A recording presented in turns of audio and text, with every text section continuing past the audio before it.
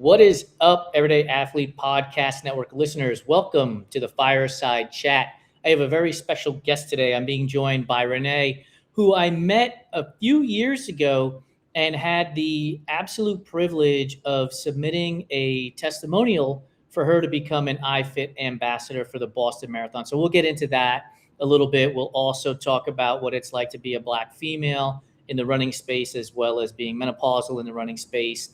We want to talk about pace police because, around here, we don't gatekeep. If you're putting one foot in front of the other, we are cheering for you. We don't care what your speed is or how far you're going in this community of ours. So we're going to talk a little bit about that as well. As you know, you got to subscribe, rate, review, download, all the things that we need you to do so that we can continue to get great guests like Renee onto the show, because it really does help build a bigger and broader community. So that's enough of the filling of the time slot to get the beginning going, and let's bring Renee on so we can have a great conversation. My friend, how are we today? I'm great. Hey, Jason. I got to correct you on my name, though. Oh, Shenita, I'm sorry. Yes. I'm so angry at myself. My old handle. Yeah, my old handle is throwing you off. And it's because I wrote it down, and then I wrote Shenita, and I put a big box around it, and I still ignored it.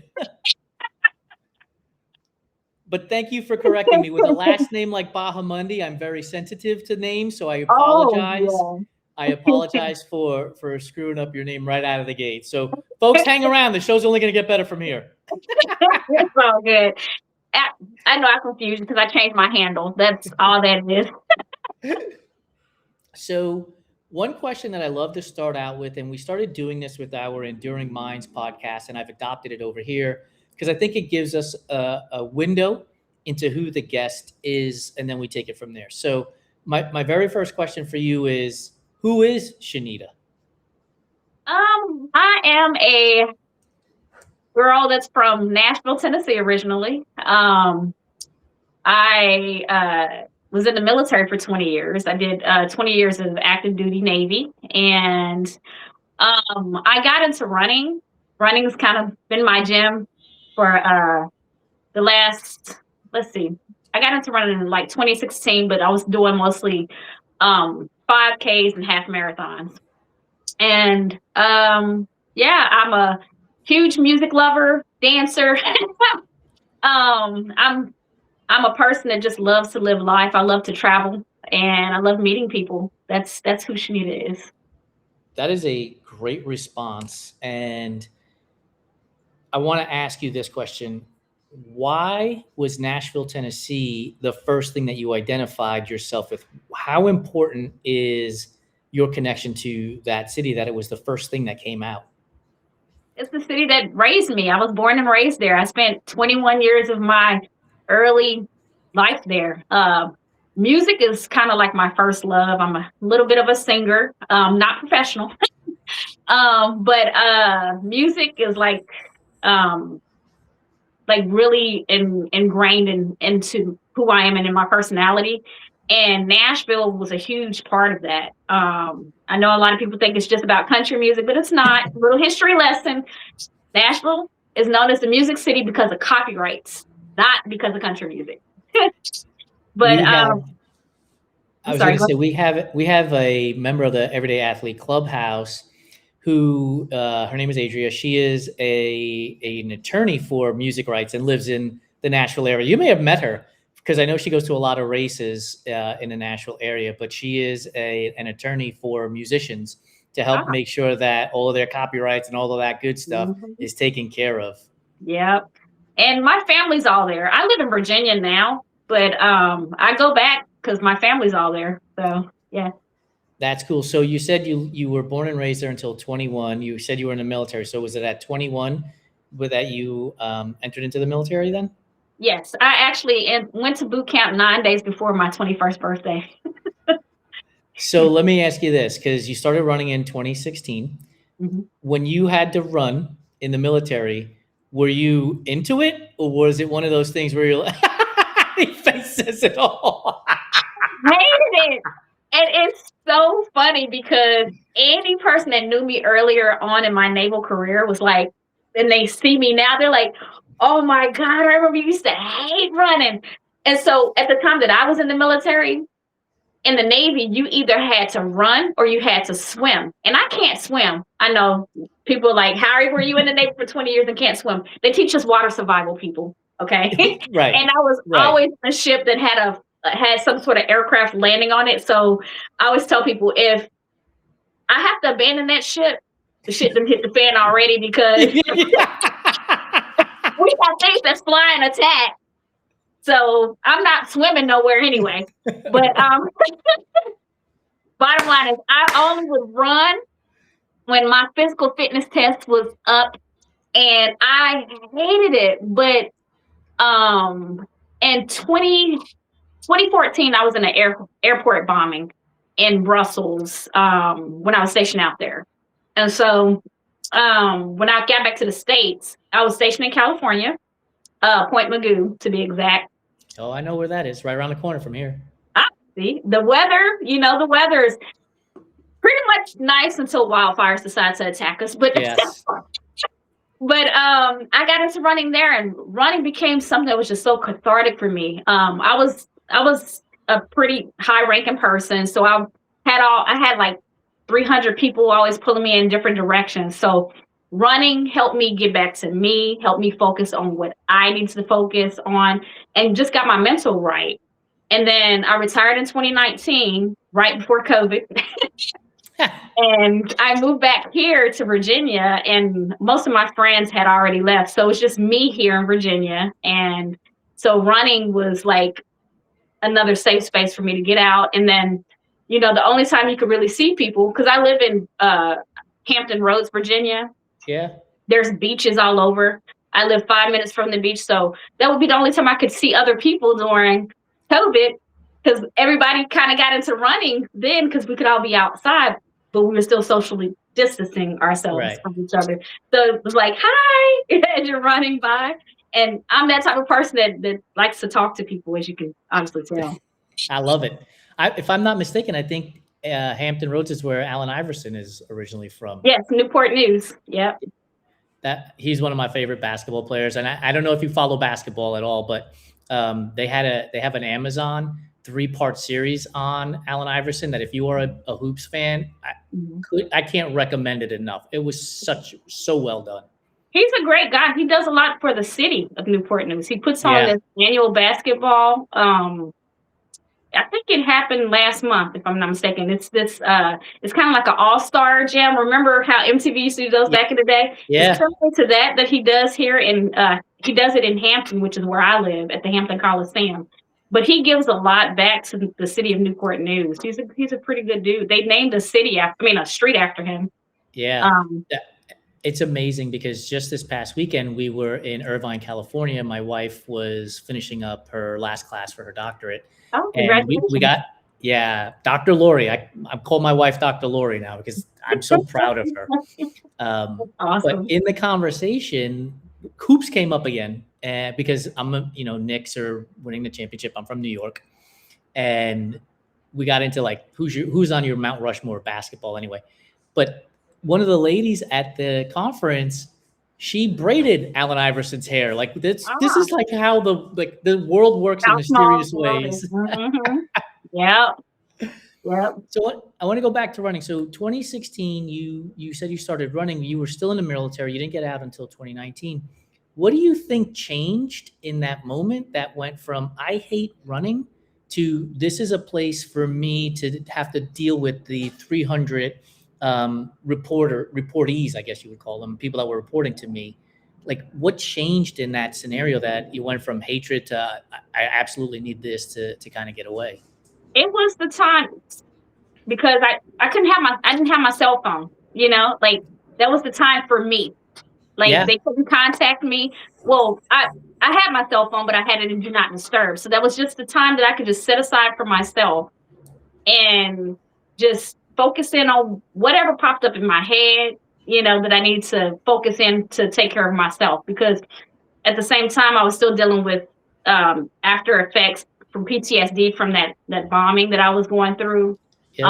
And then having to take on the responsibilities of 300 other people. I always call them grown children. Yeah, you got to take on responsibilities for 300 grown children. And that kind of pushes what, you always have to set aside what you have going on, especially Yep. when you're, um, the military is very mission oriented, so Right. the running, that's how I started developing the love for it. Was like, I'm like, okay, I need to get out of here and go for a run and just zone out. That's basically what I would do. I would zone out. If I was trying if I was struggling to find an answer with something, that's when I would get my answers. It made me calmer. It also helped me get better with my surroundings, because I had a hypervigilance issue where I was always watching people, and Yeah.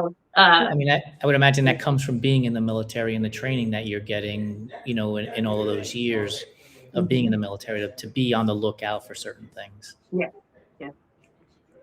So 2019 comes around, you're now in Virginia and COVID hits. And how does running help you get through that pandemic and through that process? Because there were a lot of people that felt alone, felt isolated. And now you're in a new place. You're no longer in Nashville. So now you're in a new place. How does running help you process life in that time frame? I'm a very structured person, so the running helped me keep that structure in a world of chaos. So um, that's one of the things with me being in the military, is I always had structure. So losing that after getting out of the military, and then COVID happens, wasn't working, and so that gave me a reason to say, okay, I need to, if I want to beat the heat during the summertime, then I need to get up at this time and to plan out my day. So that's how it helped me, was maintain structure. So it gave me a reason to get up and get out instead of sitting in the house and eating Yep. all the cookies. Yes. I'm good right now. I've only had 2. I have had 2 so far today, and I'm not even anywhere near my apartment right now, so I can't even sneak them in while we're talking.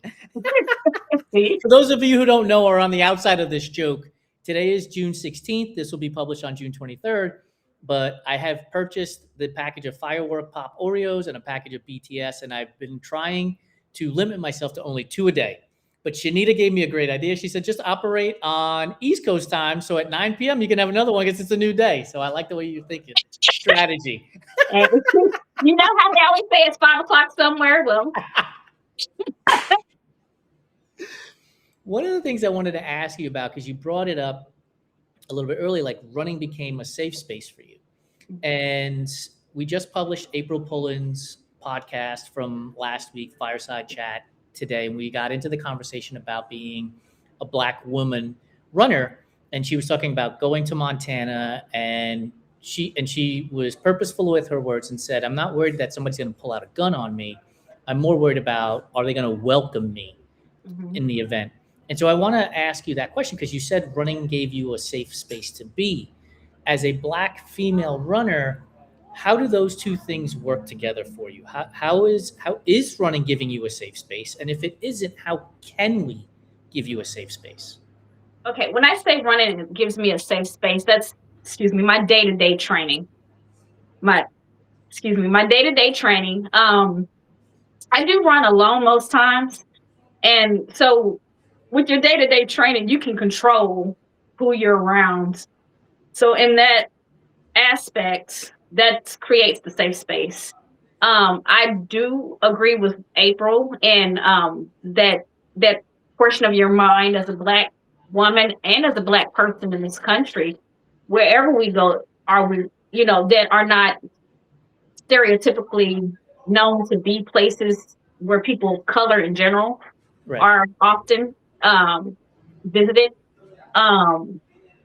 That's always something that is in the back of my mind. Like, if this wasn't a running situation, but when I went, no, actually I could take that back.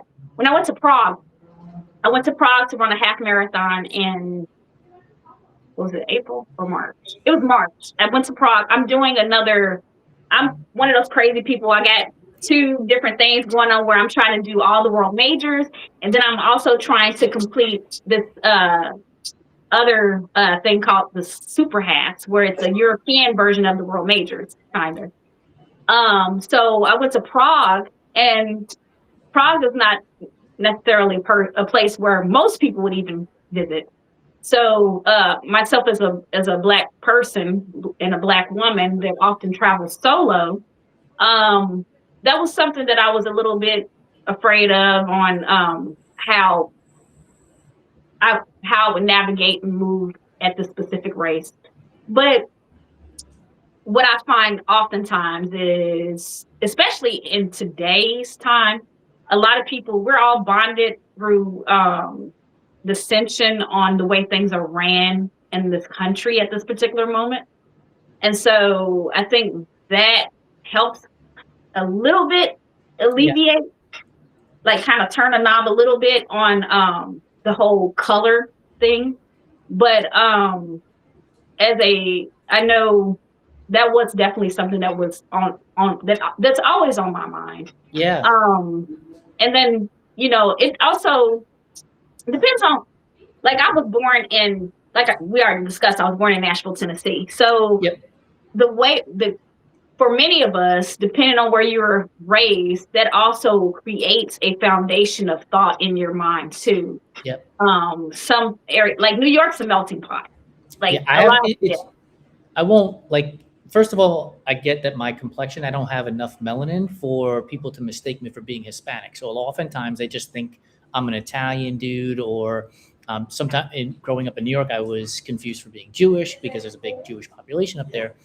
And because New York is a melting pot, it's not easy for me to process and understand people who were born and raised in other parts of the country where this is far more prevalent and vocal than it is in New York City. Racism exists in New York City for sure, but you just don't see it as loud as you do in other places. Right. And so, and then in today's climate, when I lived in California last, I left California in 2019. Perfect example would be, are you familiar with the Camarillo outlets? Yes. So I was walking around there because I lived in Camarillo when I was stationed in Point Magoo. And I was walking around there, and like I said, I'm a bubbly person. I always have a smile on my face. And this lady walked by me, and I'm the type of person that's going to speak because that's how I was raised. So I was like, oh, right. So I was like, oh, hello, how are you? How's your day? And this lady, she says, oh, my day's going great. What did she say? I hope you're, oh my gosh. It was this crazy comment that she said. What was it? I hope you're, oh no, this is what she said. She said, I hope you're enjoying your freedom. And I was like, huh? Excuse me? Right. And it's like, I stood there for a second. I was like, what is she talking about? And then she was like, oh yeah, because it's a new day. And this was in 2019 during the first. Yeah. Yeah. So I was dumbfounded because in SoCal. Right. It's like, what? Like, this is supposed to be one of the most liberal places there is. I would have expected somebody to say this to me in Tennessee, not SoCal. Right. So I was really dumbfounded by that. But that's the thing. So people are a lot more vocal about their racism now. Mm-hmm. So I think that's also something that can play into the running racist space. Yep. But for the most part, my experiences with running, the running community for the most part has been very welcoming. Once we figure out that we all have something in common, and we're all, especially, with marathons, we're all crazy. And we all, we're all going to be going through some form of pain in those 26.2 miles that, we might as well bond instead of hating each other, Yeah. So. I mean, the cliche is, right, that we have more in common than we don't. And it just takes conversation. And, you like to talk, and so do I. And I think that, like, if we could just get more people to have conversation and come at it from an even keel, right? Because, look, oftentimes people can come into conversations with their fists ready to fight. And it's like, time out. Let's just have a conversation where we're not trying to be louder than the person across the room from us. Like, I just want to talk to you. I want to hear you out. I want to have conversation. And so I think that if we can get to that space, then I think we will find that we are more alike than we are disalike, and can ease tensions at the very least. Yeah. I because I travel a lot. I've been to 31 countries, and, and because of my personality has always been this way.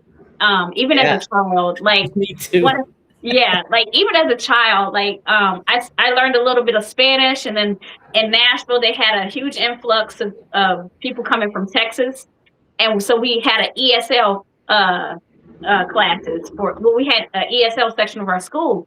And so I used to help a lot of the kids and speak Spanish to the teachers on their behalf to try to help. And like, it's so interesting because I graduated in 1997, and there was a guy that his name was Mario. And Mario, he was one of those ESL students. And he was like 2 years behind me. This guy found me on Facebook like 3 weeks ago. Oh, no way. Yes, he found me on Facebook 3 weeks ago, and I got this message. I was like, "Who is this?" And he was like, "Hey, old friend, remember me? You used to help me out all the time." And this guy was such a great guy. Like he was a huge Selena fan, the singer. Okay. Selena. Yeah.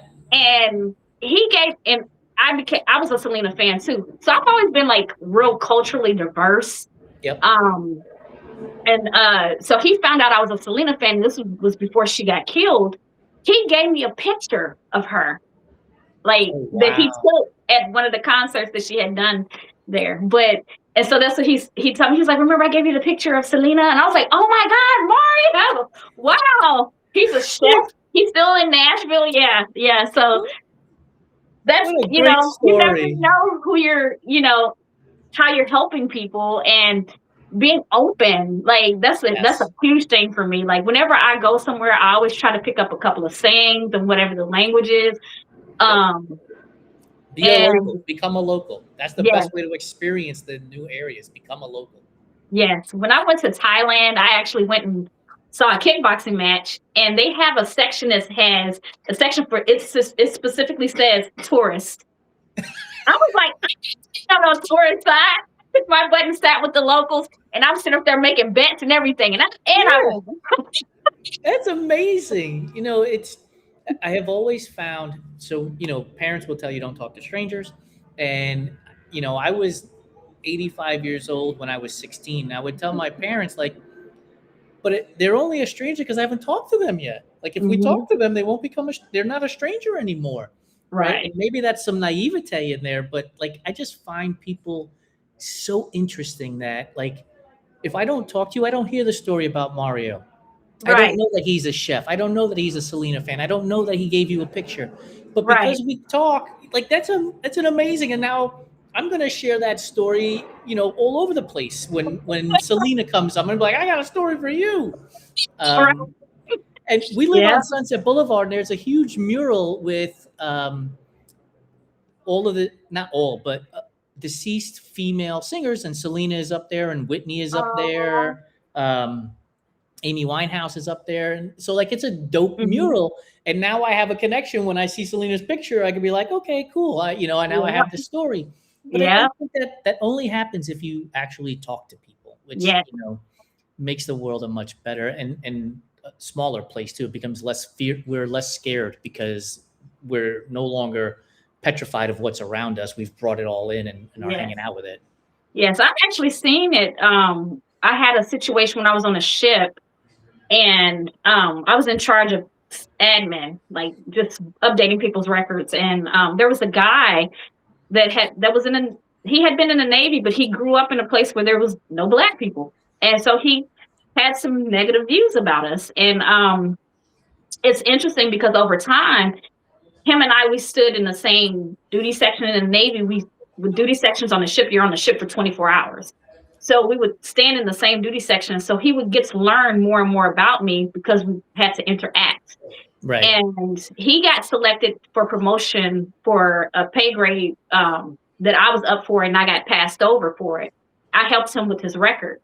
This guy came to me in tears, literal tears, and thanked me. And he told me, he was like, I changed his perspective on Black people.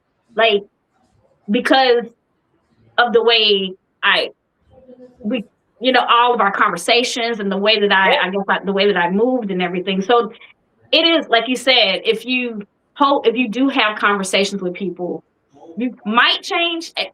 There's no magic wand that, Right, but right, right. conversation piece is definitely a huge piece. Like, even in my travels overseas, I had this one, I remember my cousin, he came to Belgium as a graduation gift from graduating from college. That's cool. And I have a master's degree, and there was this guy that I forgot what country he was from, but we were in Amsterdam. And we're sitting there pounding drinks down, and this guy, he's just like, oh, you guys are Americans? And we're like, yeah. And he was like, what do y'all do? Are you rappers? They automatically assume we're some sort of entertainers, right? Course. And I'm like, no. No. He just graduated from college. This is his graduation trip. And I live in Belgium. And so he started, and he was just like, oh, he had this misconception about Black people in education. Yeah. And I was like, wait a minute, I have a master's degree, Right. And I'm like, where are you guys getting this information from? We're educated just as much as the next person, That's right. And so we sat there and we talked about different things throughout the whole night. This guy bought us drinks the entire night, so I definitely talking to him. I don't drink anymore. I stopped drinking about 7 years ago, but back then I was like, oh, you want to buy my drinks? Come on. Congratulations on your sober journey. Thank you. So by the end of the night, he was another one that was just like, you gave me a lot of stuff to think about, like how the media influences. And that's another thing is, so it's like podcasts like this, definitely important because it does help reshape the way people are viewed in the media. It does. It really does help because, look, I'm a born and bred New Yorker. My wife has said I'm a very even keeled person, but I will lose my shit over human rights being violated and people dismissing New York City. Like I will just lose my shit over both of those things. Who dismisses New York City? Man, when I worked, so I used to work for NATO in Belgium at the headquarters, and I was the only American in my office. You want to know what parts of the United States they know? New York, California, and Florida. Yeah. All the rest of the places, rest doesn't they count. have no food. All right. So I don't know who's dismissing New York.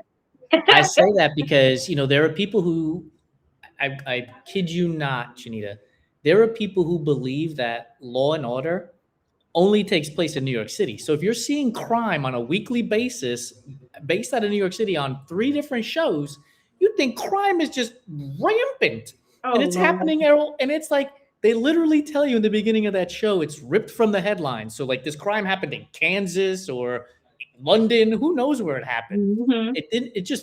The stories is based in New York City. So I say all of that because when people finally hear me and they hang out with me and they talk with me, they're like, oh, it's not the New York City I was envisioning. Like people think it's hardcore and angry and we all dress in black and that part is probably true. But that's so ignorant though. Totally. We live in an age where you can actually go onto a website and click and look at a live webcam of people going down the street. Like I know, I'm going to tell you, little Shenita used to always want to live in New York City. Like I used to always say, I'm going to be a big singer and I'm going to go and move to New York City. And I am the biggest fan of this person and you cannot judge me. I'm going to show you who it is. Oh, no judgment here. This is my favorite singer of all time, Mariah Carey. I mean, who doesn't like Mariah Carey? Mariah Carey is my girl. So I used to always be like, I'm going to go to New York City and I'm going to meet Mariah Carey. I mean, Mariah and DMX, I'm in on that song. I play that song all day, every day. Yes, I was just like, yeah. So, but I've been like, I did eventually make it. I've been to New York City so many times. And that cousin that visited me in Belgium, he lives in New York. He lives in Harlem. Yeah. And it's so funny because his accent is all over the place. He's got a Southern New York. It's weird. It's so funny because he's lived there for so long. I love it. But yeah. I want to talk about the shirt that you're wearing because it refers to the Black Unicorns. And before we started recording, I told you that I've been running for 19 years. I stopped running marathons 14 years ago, and I just started again this year. I went through Ironman and ultras, and I'm circling back to marathons. I think we're running 3 this year.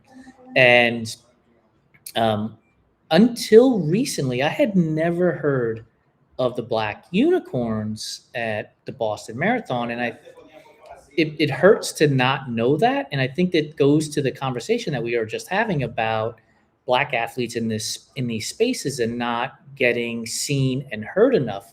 So walk me through getting to Boston, and is it a conference? Is it like, where did the Black Unicorns meet? Like, how does this whole thing unfold? Okay. So, how I even found out I didn't know about the Black Unicorns either. So there was a study that was done where they said that Black marathoners as a whole, we only represent like 1 or 2% of the whole thing. Now we're known to be, sprinters. Like that's Right. Pretty much been the lane. But the Black Unicorn marathoners, I got an invitation from someone else that I met. So how I even got to even know what it was, when I did my first world major in Sydney last year, I met a whole bunch of other Black marathons. And so they told me, hey, they asked me, they're like, have you joined the Black Marathoners page? And I was like, oh, so I joined that.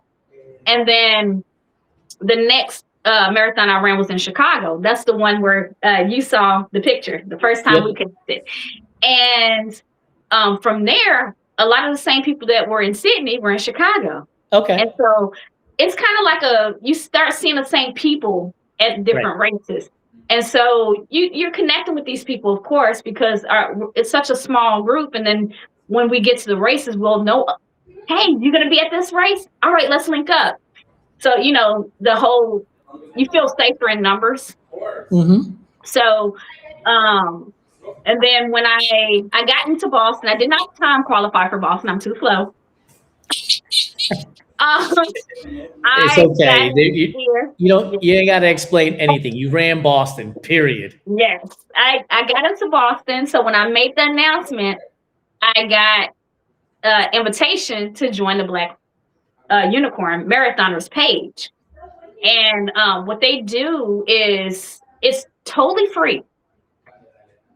If they find out that you're running the marathoner, if they find out you're running the Boston Marathon and you're friends with other people that are part of the Black Unicorns page, they'll invite you to join the page. They'll ask you to send like a mini bio. They feature you, and it's totally free. And then they send you a link to register for an event they have. And this event is so amazing. It was like they pour so much love into you. Oh, that's awesome.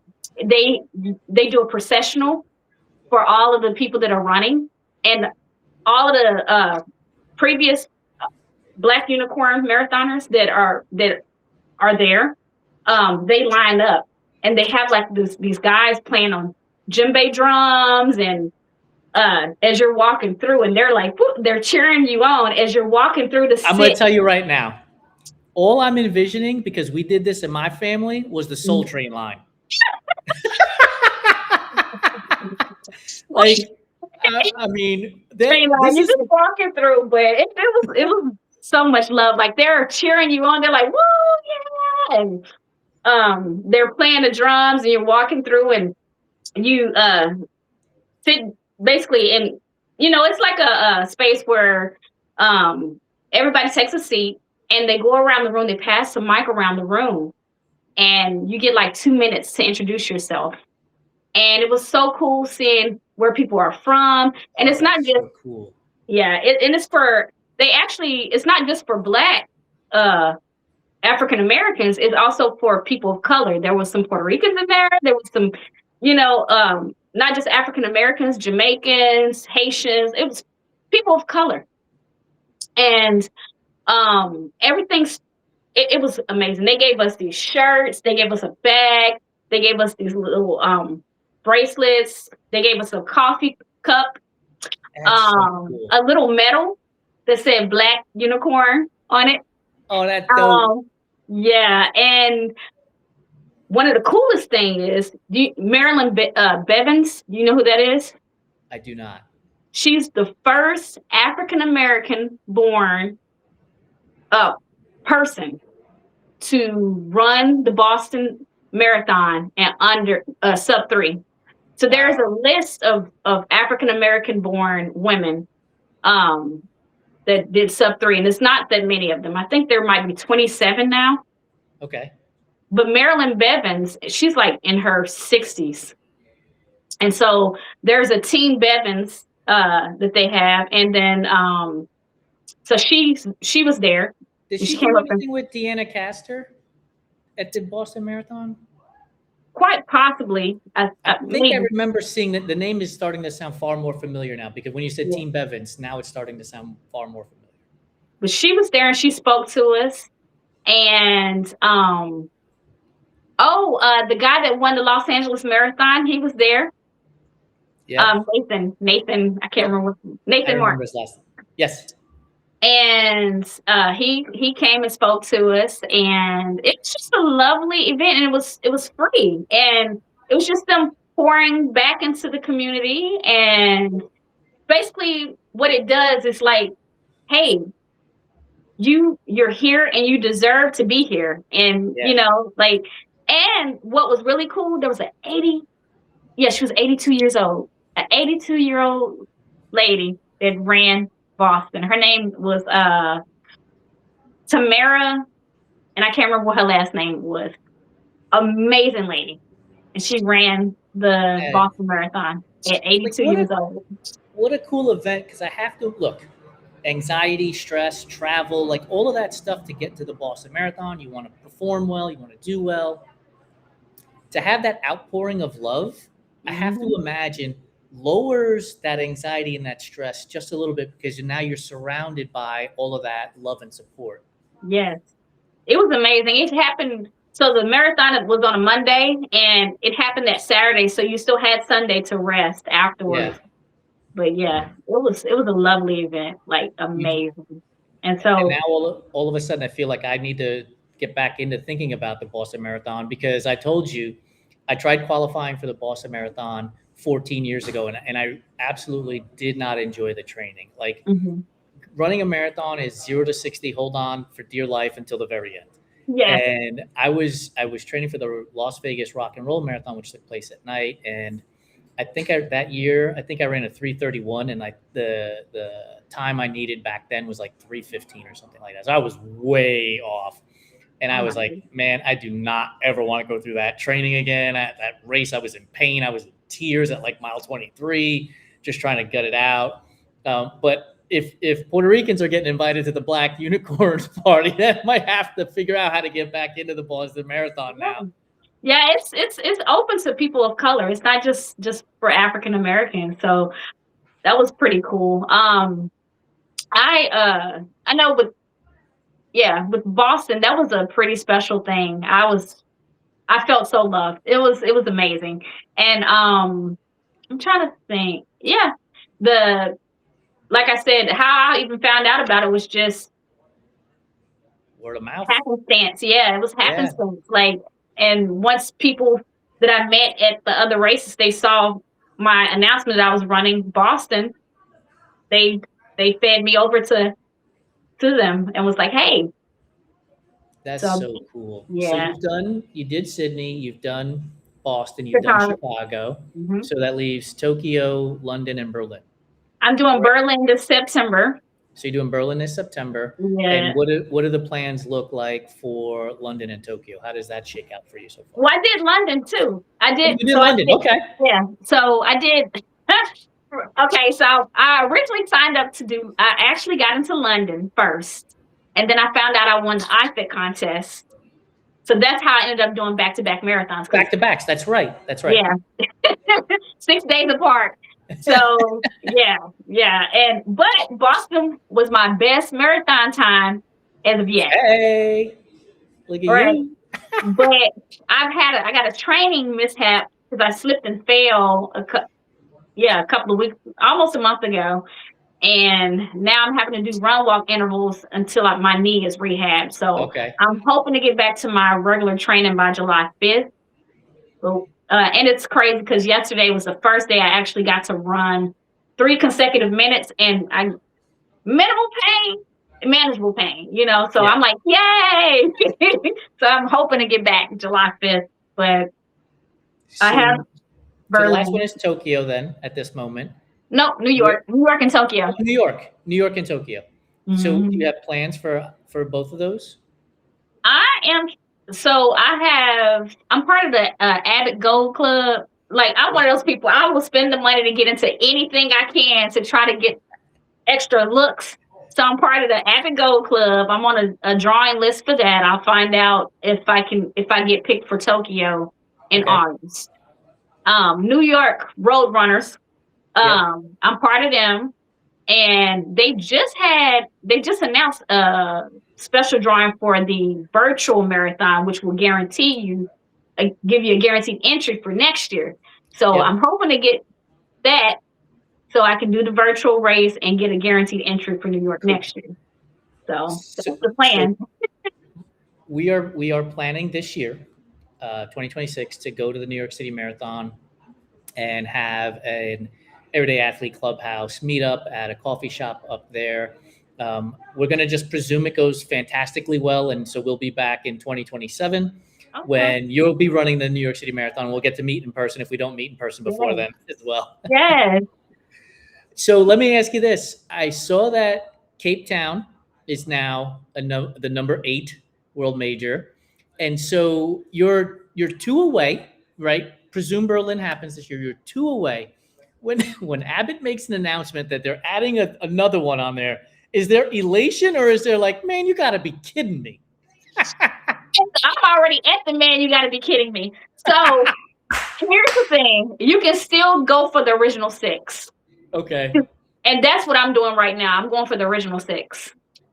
The last one that I know of, Shanghai is supposed to be the next candidate. Okay. And I work for the government. And they they got issues. So I might have to so I'm one of those people. I'll work for a while, then I'm like, I got what I need. That's me. So I'm lucky. I guess I'm very lucky in that aspect. But you created your luck. Let's be honest. Yeah. So whenever I get to that point, if I decide to go ahead and go for because it's going to be a 9-star. Whenever they create a new star, they haven't even created a new star for the 2 additional ones that they added. It's still the regular 6-star. Yeah.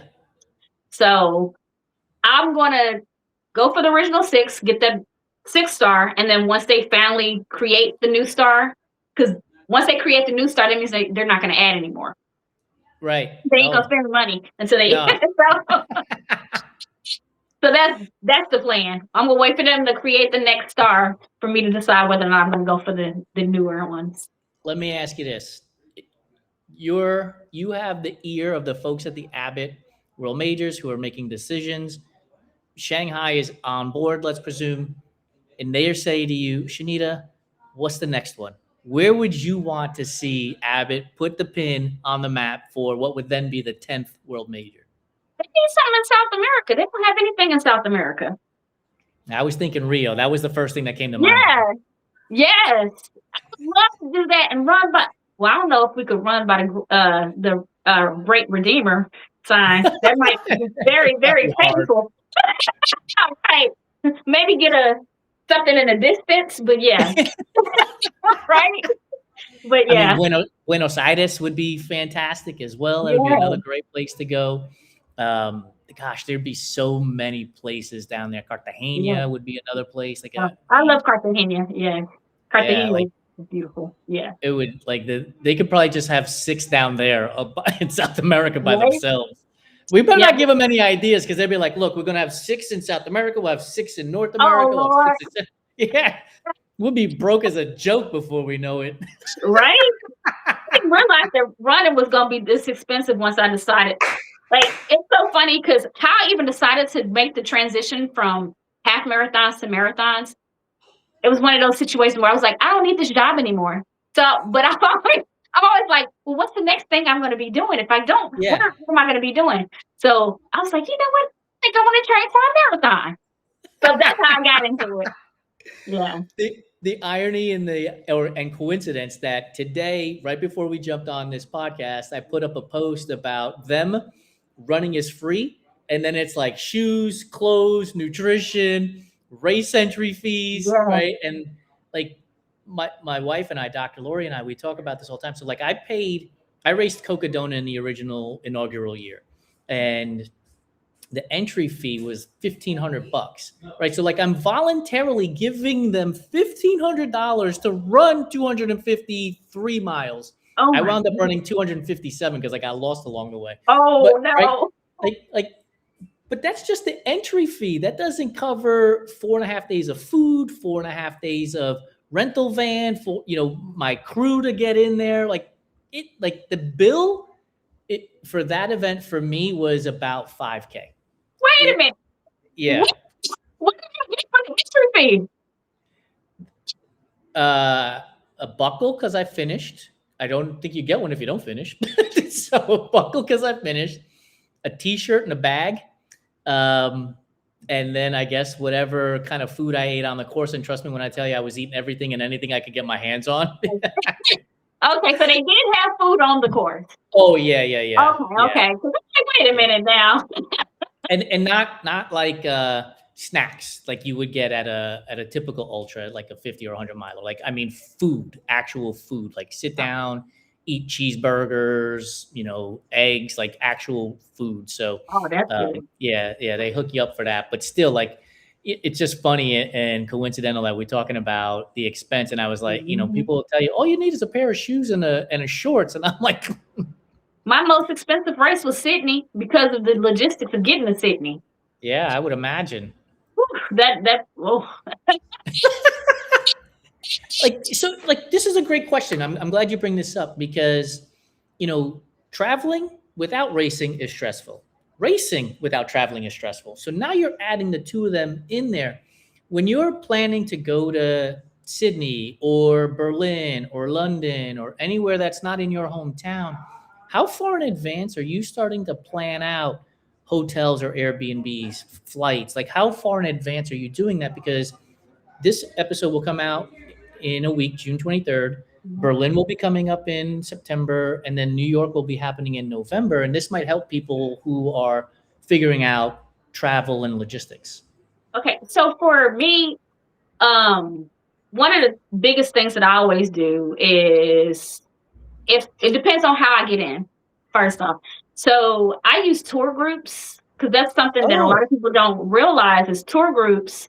There's Marathon Tours and Travel, Sports Tours International, Fit Travel. Those they offer guaranteed entries into certain races, but they're always overseas. So I go that route if I don't get into a lottery. Okay. If I don't get in via lottery. So what the tour group does is they handle your guaranteed entry and they handle your hotel. Typically, those companies will get hotels close to the race finish line, or they will transport you to and from. Okay. So that takes away some of the sure. Yeah. And then some of the tour groups even have meal plans with the hotel. So like you might get all your breakfasts and then a pre-race dinner. That's cool. So that alleviates some of the costs. Yep. And then when I get in via a lottery, you can buy your plane tickets a year a year up front.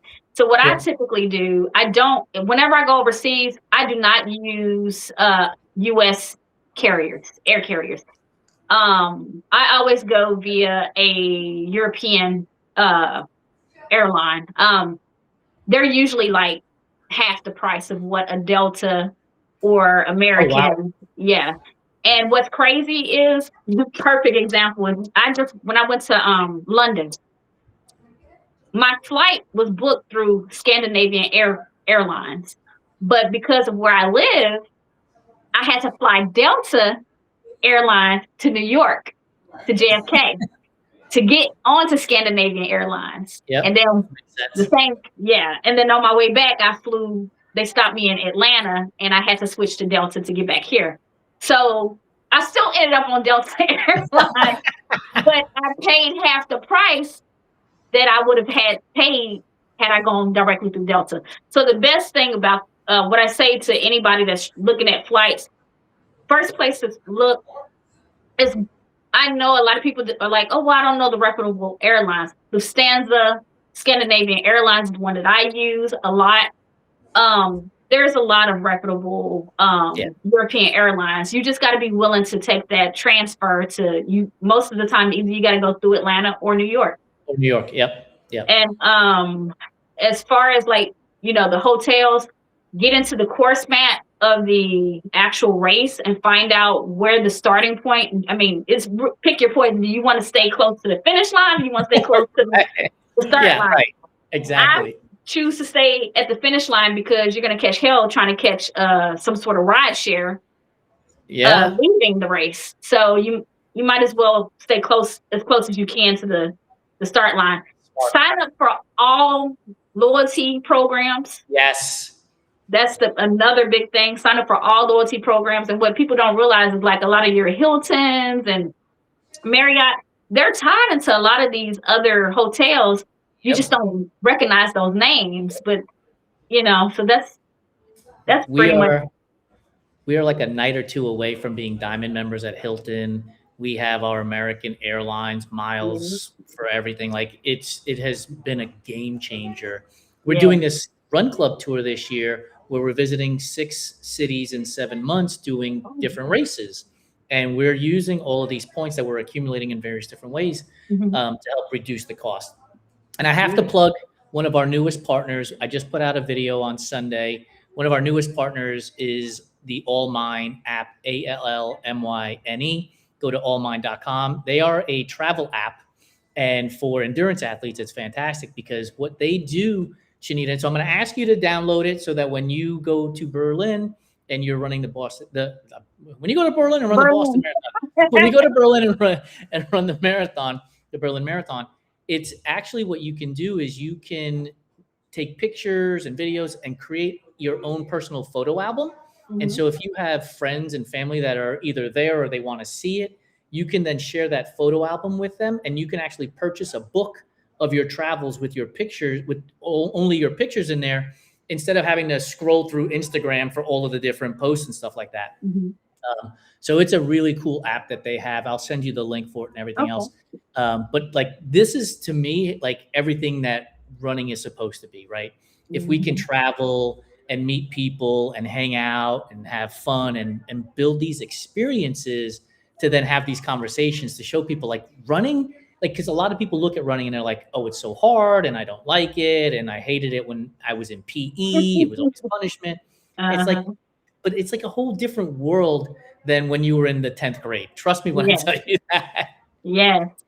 My brother actually just mentioned to me yesterday that he's thinking about checking out this one local run club. And I'm like, I've been telling you to go to them for years. And he's like, I know, but my homeboy, he just told me about it. So I think I'm going to check them out. I'm like, And I got to tell him, I was like, hey, I'm like, run clubs are awesome. They do more than run. Like, it's, right.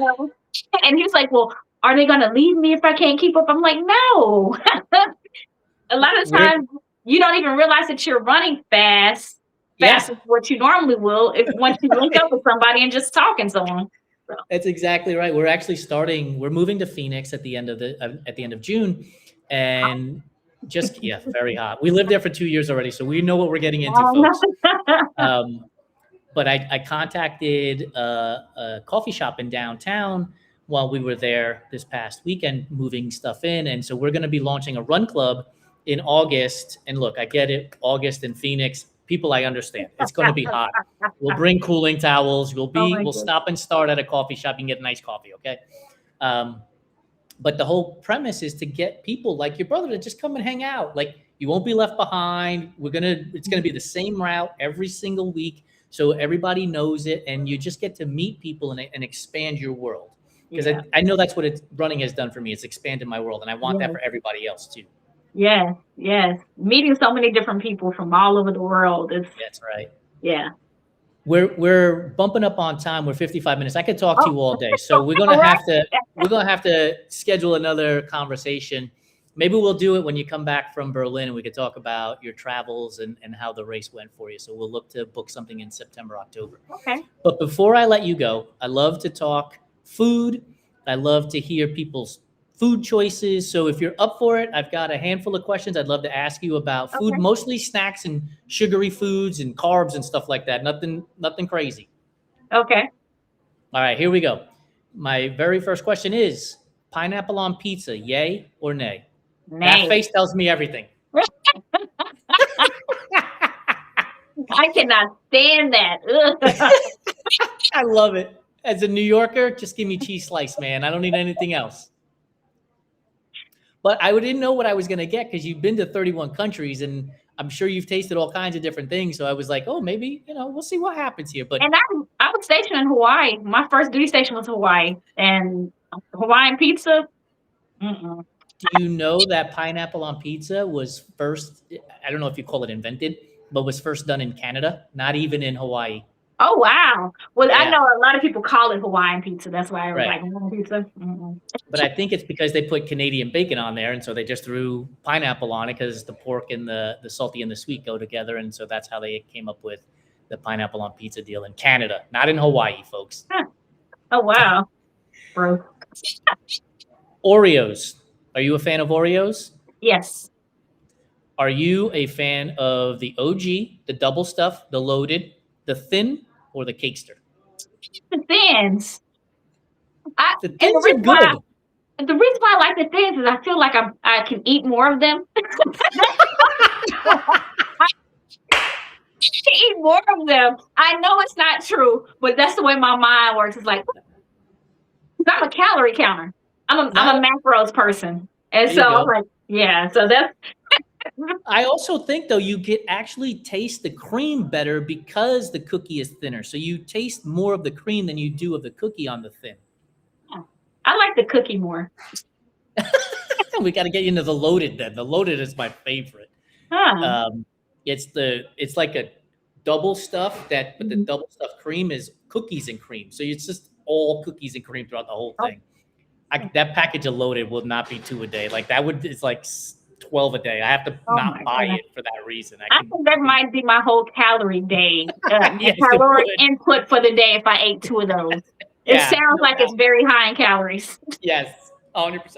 It's great recovery. Like if you've just run 20 miles, you need to get those calories in right away. That's how you do it. Yeah. Cake. What is your favorite type / flavor of cake?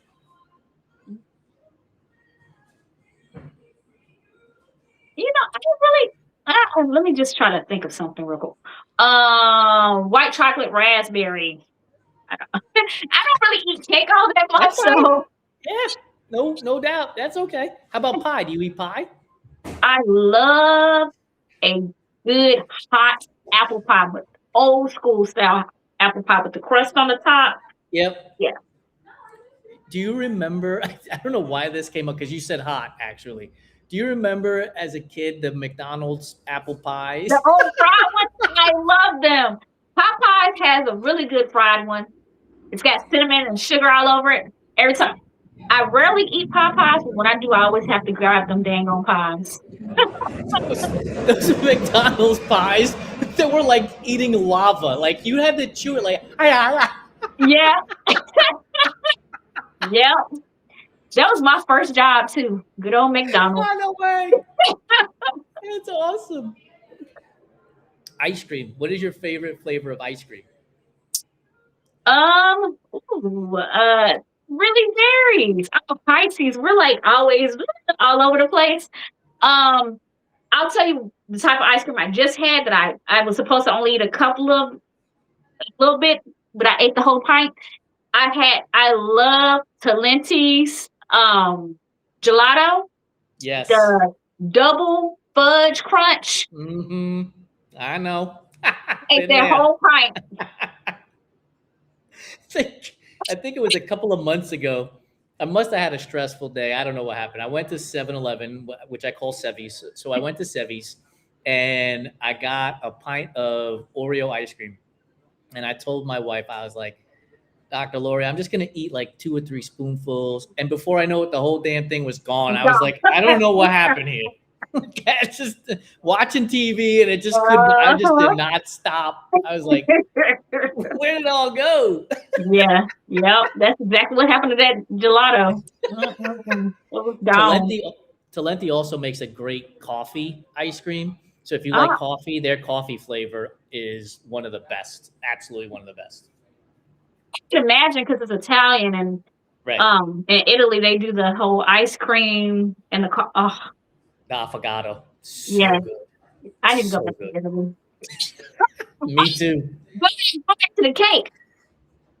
If I ever when I go to Italy, the coconut cake, Look at that face. that's the cake. That cake. But I don't have it that often, so yeah. Yeah. I love it. All right. 2 more questions. You get invited to the cookout. What are you bringing? I make a mean baked macaroni and cheese. Will I tell you? Will I disappoint you if I tell you that I wouldn't eat it only because I've never eaten macaroni and cheese in my 52 years of life, and at this What? point, I'm not giving in. I'm going to my grave, never eating macaroni and cheese. What? Why? Is this with the texture? Like why? So when I was a kid growing up, my mother would make spaghetti and meatballs like any other household, and she would force us to drink milk with it. And so it was always the taste was always off-putting of dairy and pasta. And I have not gotten out of my head. It's not even one and the same because look, I eat pizza like it's going out of business, right? So I'm eating dairy with red sauce, like I'm eating pasta and cheese, like lasagna. I love, like, I get it. It doesn't make any sense. But that connection of that glass of milk and that spaghetti macaroni dishes has been in my brain since I was a kid, and it has not changed. And they're not one and the same. It's weird. I get it. But I'm 52 years old. And at this point, I would rather have the reactions of people that are like, what? Than me actually giving in and finally having macaroni and cheese. You're missing out on something good, though. Yeah, I know that's true. Because look, when you talk to people about macaroni and cheese, it is like a life-altering conversation.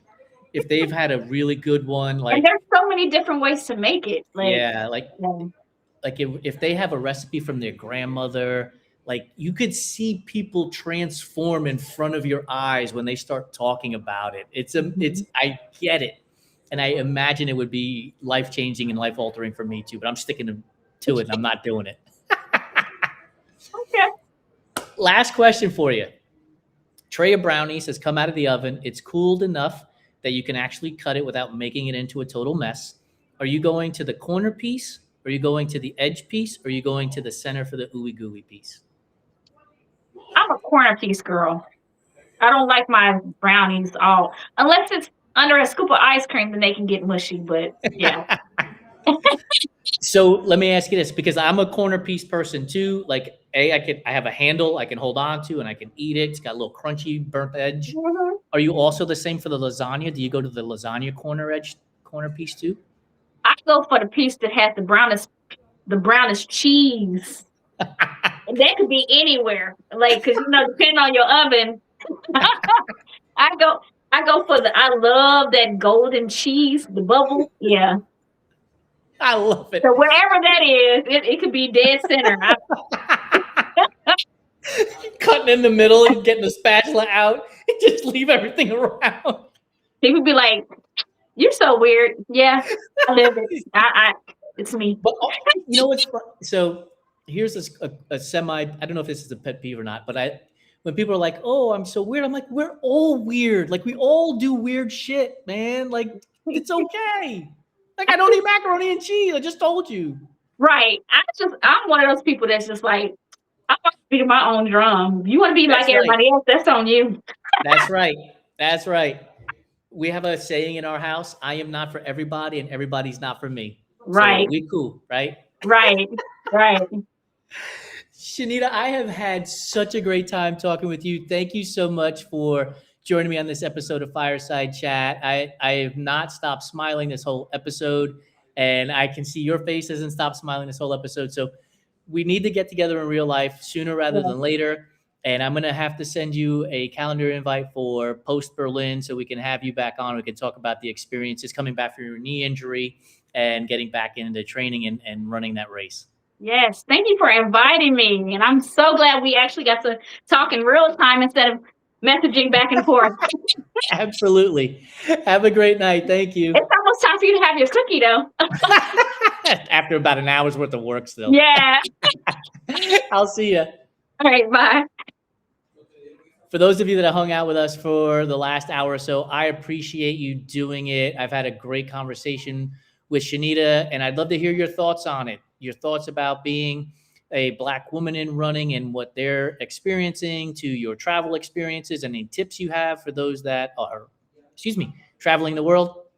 Put them in the comments on Spotify, Instagram, YouTube. Love to hear from you. And then don't forget to subscribe, rate, and review. I will see you next week on the next episode of the Fireside Chat.